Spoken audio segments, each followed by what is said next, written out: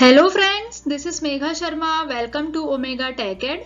आज की वीडियो में हम डिस्कस करेंगे database management system DBMS schema, advantages of DBMS and limitations of DBMS. Database का मतलब होता है कलेक्शन ऑफ इंफॉर्मेशन, मीन्स जहाँ पे हम बहुत सारी इंफॉर्मेशन को कलेक्ट करते हैं, ऑर्गेनाइज करते हैं, उसे मेंटेन करते हैं, जिससे कि हम उस इंफॉर्मेशन को इजीली एक्सेस कर पाएं, उसको हम बोलते हैं डेटाबेस। डेटाबेस के बारे में डिटेल में हम अपने प्रीवियस वीडियो में डिस्कस कर चुके हैं और इस वीडियो में हम पढ़ने वाले हैं डेटाबेस मैनेजमेंट सिस्टम। तो अगर हम शॉर्ट में समझें कि डेटाबेस मैनेजमेंट सिस्टम क्या होते हैं, तो ऐसे सिस्टम जो कि डेटाबेस को मैनेज करते हैं उनको हम डेटाबेस मैनेजमेंट सिस्टम बोलते हैं। We can define the database management system is a collection of programs that enables the users to create, maintain, store and modify a database. It is also used to extract data from a database and contain various tools that enables the users to carry out these functions as well as to generate reports.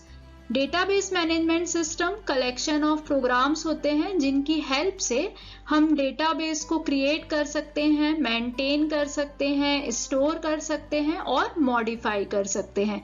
इनका use हम data extraction के लिए करते हैं। जब हमको अलग अलग डेटाबेसेस से डेटा को एक्सट्रैक्ट करना होता है तब हम इन सिस्टम्स का यूज करते हैं। ये यूजर्स को फैसिलिटी प्रोवाइड करते हैं कि हम इन फंक्शंस को अप्लाई कर पाएं और रिपोर्ट्स जनरेट कर पाएं।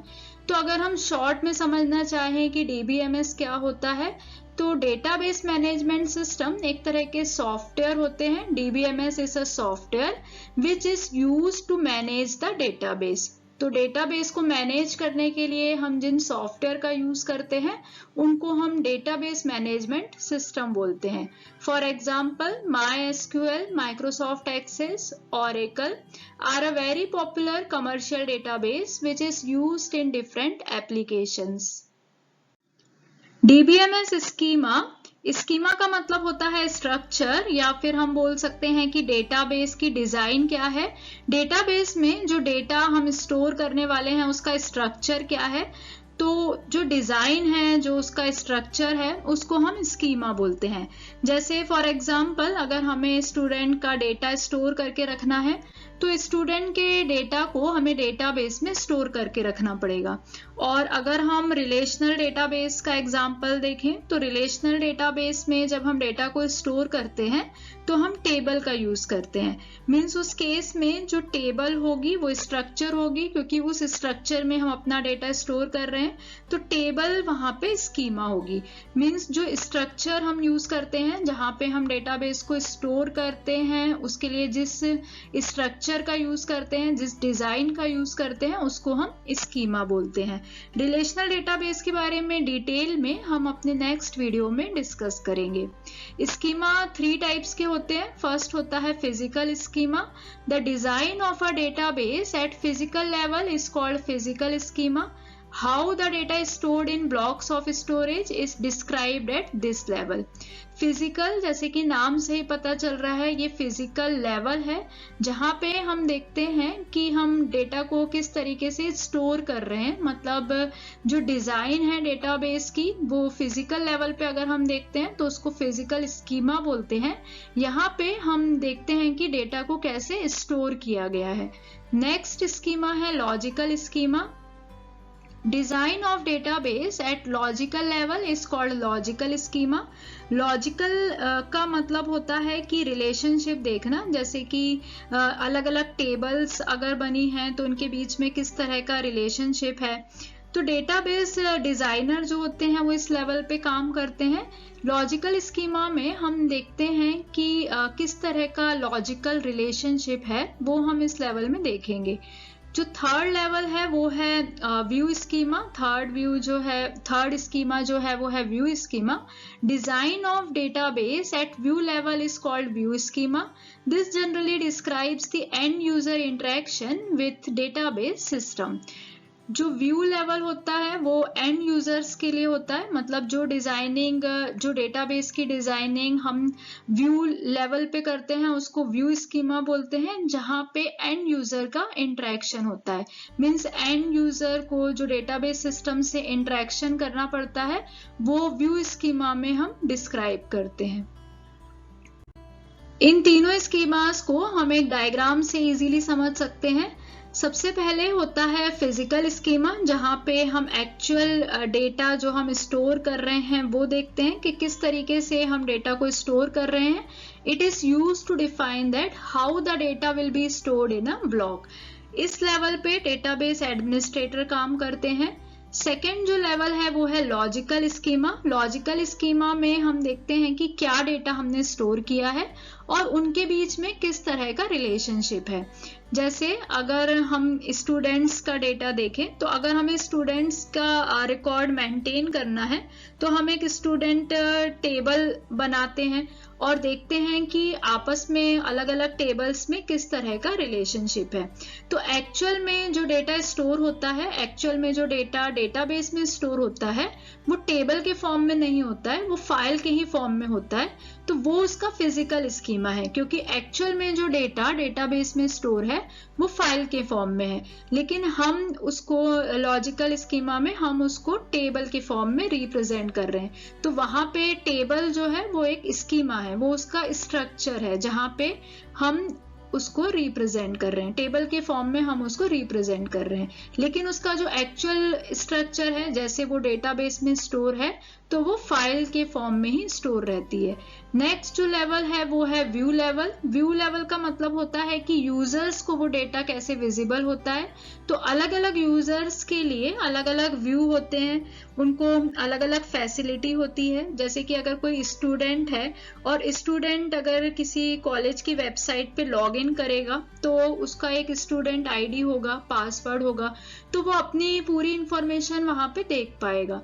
लेकिन अगर कोई मार्क्स वगैरह एंट्री करने की फील्ड होगी तो वहां पे उसको उसके सिर्फ मार्क्स ही विजिबल होंगे और सिर्फ अपने ही मार्क्स को देख पाएगा, मार्क्स को मॉडिफाई करने का एक्सेस उसके पास नहीं होगा।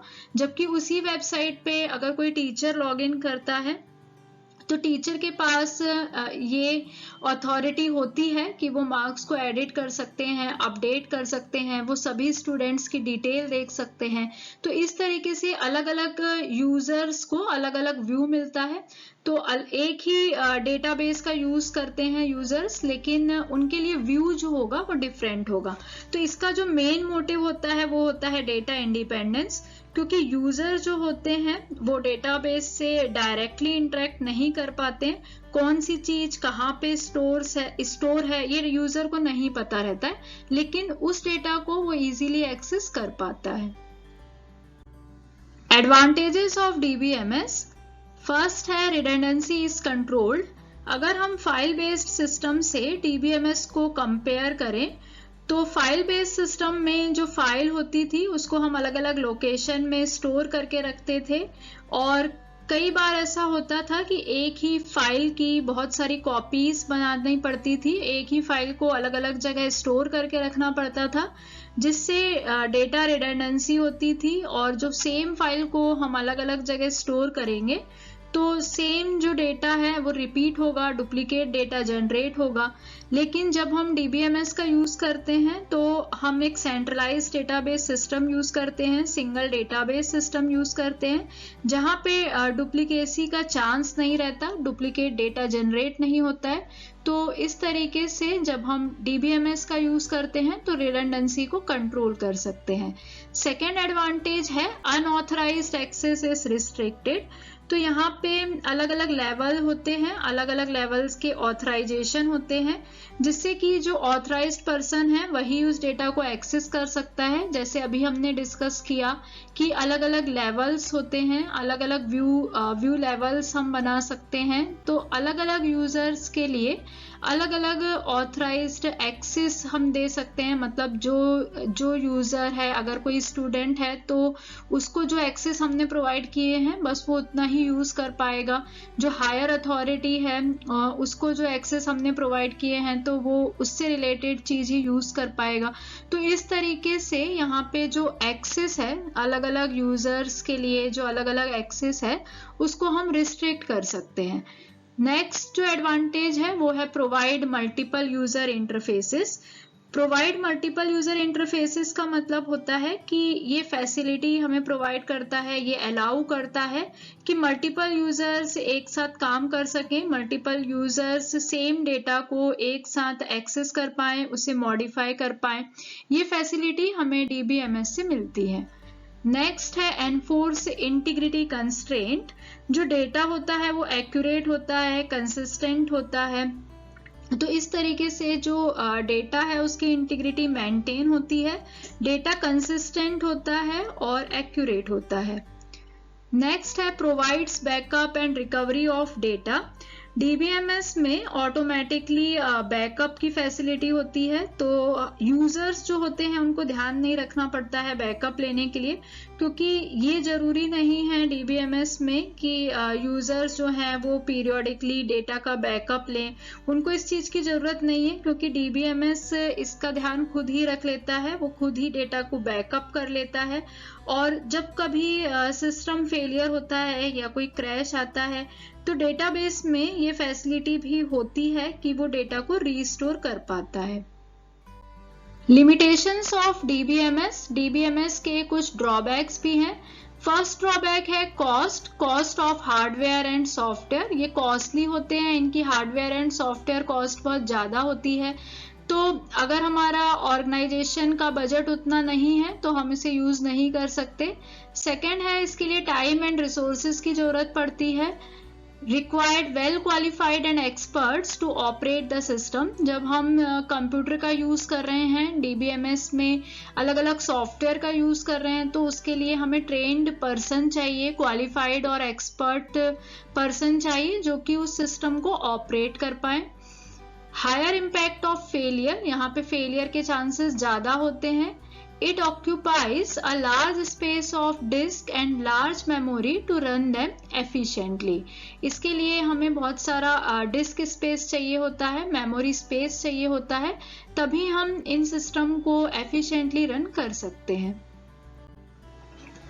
Thank you so much for watching till here. अगर आपको वीडियो यूजफुल लगी है तो वीडियो को लाइक करें, फ्रेंड्स के साथ शेयर करें, और अगर आप चैनल पे न्यू हैं और अब तक चैनल को सब्सक्राइब नहीं किया है तो चैनल को सब्सक्राइब करें और नोटिफिकेशन के लिए बेल आइकन प्रेस करें।